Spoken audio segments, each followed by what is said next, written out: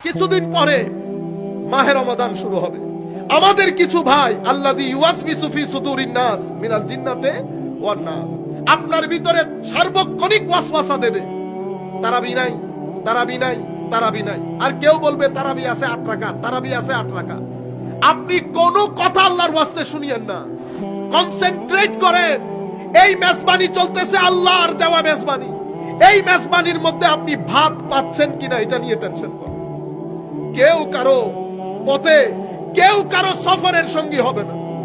অসংখ্য মানুষ কবরস্থানে শুয়ে আছে, কেউ কারো সফর সঙ্গী হয় না। আমার ভাই, আজকে যাবে, কালকে পরশু 2-3 দিন পৃথিবী স্মরণে রাখবে।